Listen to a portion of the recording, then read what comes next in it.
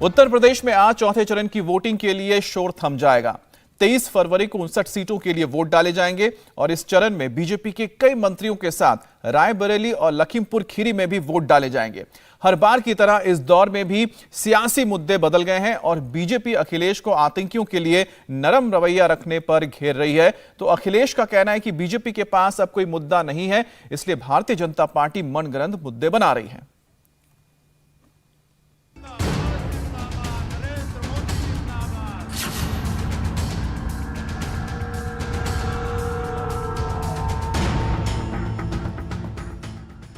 अड़तालीस घंटे बाद उत्तर प्रदेश में चौथे चरण की वोटिंग होगी और आज प्रचार का शोर थम जाएगा। अब सवाल है कि चौथे चरण में कौन बाजी मारेगा, किसके वादों को पढ़कर जनता वोट करेगी। पिछले चुनाव में चौथा चरण बीजेपी के लिए बेस्ट रहा था और सूबे की सत्ता में वापसी के लिए गेम चेंजर साबित हुआ था। चौथे चरण में 9 जिलों की 59 सीटों पर 23 फरवरी को मतदान होगा। करीब 2 करोड़ मतदाता 624 उम्मीदवारों की किस्मत का फैसला करेंगे। चौथे चरण में कई दिग्गजों की प्रतिष्ठा दांव पर है। जो जीत गए तो ठीक, वरना सियासत भी चुनौती बन सकती है। आप सोचिए, आपने समाजवादी पार्टी के नेताओं का बयान किसी अच्छे कार्य में सराहना करते हुए देखा है क्या कभी? वैसे समाजवादी पार्टी से अच्छे की उम्मीद की भी नहीं जा सकती। उनकी संवेदना किसानों के प्रति नहीं, नौजवानों के प्रति नहीं, बेटियों की सुरक्षा के प्रति नहीं। उनकी संवेदना तब होती है भाइयों बहनों, तब जागती है जब माफियाओं के ऊपर बुलडोजर चलता है। तब कहते हैं नहीं करना चाहिए। चौथे चरण में जनता लखनऊ कैंट से चुनाव लड़ रहे प्रदेश के कानून मंत्री ब्रिजेश पाठक के भाग्य का फैसला करेगी। नगर विकास मंत्री आशुतोष टंडन के अलावा ईडी की सर्विस छोड़कर बीजेपी में आए राजेश्वर सिंह की किस्मत का फैसला होगा। समाजवादी पार्टी सरकार में मंत्री रहे अभिषेक मिश्रा और रविदास मल्होत्रा की प्रतिष्ठा भी दांव पर होगी। रायबरेली में कांग्रेस छोड़ बीजेपी में आई अदिति सिंह भी इसी चरण में मतदान में हैं। पीलीभीत, खीरी, सीतापुर, हरदोई, उन्नाव, लखनऊ, रायबरेली, बांदा और फतेहपुर में वोट डाले जाएंगे। इसके अलावा लखीमपुर खीरी में भी चौथे चरण में ही वोट डाले जाएंगे। किसानों के विरोध और लखीमपुर के तिकोनिया में हुई घटना के कारण चौथे चरण पर सबकी निगाहें हैं। विपक्ष के पास भले ही खोने के लिए कुछ ज्यादा नहीं है, लेकिन बीजेपी की असली परीक्षा इसी चरण में होगी। इसलिए वार पलटवार और तेज हो गया है। सुबह अगर सीएम योगी वार करते हैं तो शाम होते होते पलटवार होने लगता है। फिलहाल उत्तर प्रदेश के चुनाव में नींद पर बहस छिड़ गई है। जब से हमारे बाबा बुलडोजर जी हमें कह रहे कि हम 12 बजे सो के उठते हैं, हमने भी नजर रखना शुरू कर दिया है उनके घर की तरफ। हमारी बाउंड्री और उनकी बाउंड्री एक है।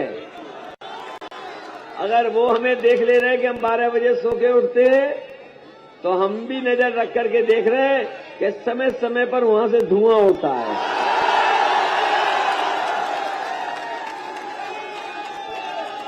ये जो गर्मी निकालने वाले बाबा बुलडोजर हैं, इस बार जनता इनकी भाप निकाल देगी वोट डाल करके। मुलायम सिंह जी के भाषण से स्पष्ट हो गया है, जिस पार्टी के कमांडर को उस पार्टी के पिता नाम न जानते हो, ये तो उनकी हवा उसी दिन निकल चुकी है।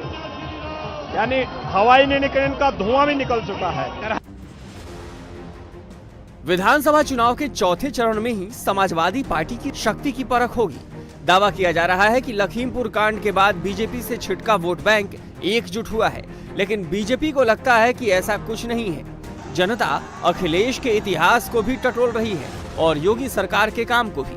इसलिए चौथे चरण में बीजेपी समाजवादी पार्टी के आतंकवादियों के साथ रिश्ते पर जब सवाल उठाती है तो अखिलेश जवाब से पीछे हट जाते हैं। इनका धुआं तो अहमदाबाद की घटना ने उड़ा दिया है, जहां पर इनके भारत के इतिहास की सर्वनाक घटना है कि कोई राजनीतिक दल बेशर्मी के साथ आतंकवादियों का समर्थन करे, जिनके हाथ निर्दोष लोगों के खून से सने हुए हों, उन लोगों का समर्थन अत्यंत शर्मनाक है। समाजवादी पार्टी के मुखिया को इसके लिए, अपने कुकृत्यों के लिए प्रदेश और देश की जनता से माफी मांगनी चाहिए। इनके पास मुद्दे खत्म हो गए हैं, इसीलिए आतंकवाद, इसीलिए भाईचारे पर चोट पहुंचाने का काम, इसीलिए ये जानबूझ करके बहस को दूसरी दिशा में लेना चाहते हैं। जो बुनियादी मुद्दे हैं, गरीबी, महंगाई, बेरोजगारी, किसान की तबाही, मजदूर के पास काम नहीं, इन बातों पे ये बहस नहीं करना चाहते। 2017 में बीजेपी ने मुकाबले को एक तरफा बना दिया था। बीजेपी ने तब 80% सीटों पर जीत हासिल की थी, लेकिन इस बार लड़ाई थोड़ी अलग है।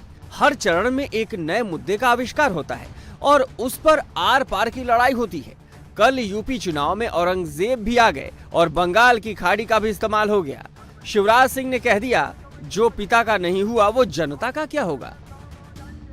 अखिलेश यादव आज के औरंगजेब हैं।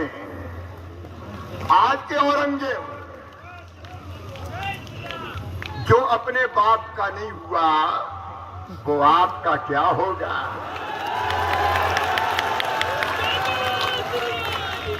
और ये मैं नहीं कह रहा, ये नेताजी ने कहा था, होंड का मुलायम सिंह यादव, ये मुलायम सिंह यादव ने कहा था कि जो अपने बाप का नहीं हुआ वो आपका क्या होगा।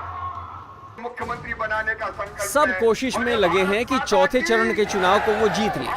जो चौथे चरण में लीड ले गया वो सत्ता के सबसे पास पहुंच जाएगा।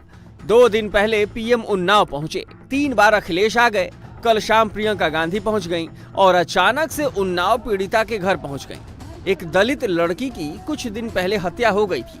परिवार इंसाफ के लिए गुहार लगा रहा है। कल पीड़ित की मां से 45 मिनट बंद कमरे में प्रियंका गांधी ने बातचीत की और जब बाहर निकली तो राज्य सरकार पर खूब बरसी। कि सबको मालूम था कि इनकी लड़की वहाँ पे बंद रही थी इतने दिनों के लिए, मालूम था लोगों को, लेकिन मदद नहीं की गई।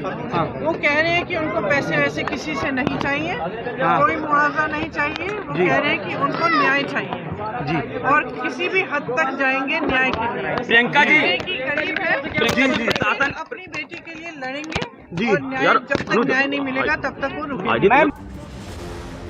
इस बार बीजेपी के लिए चुनौती बड़ी है, क्योंकि जिन 9 जिलों पर वोटिंग होगी वहां की कई खबरें 5 साल तक सुर्खियां बनती रहीं।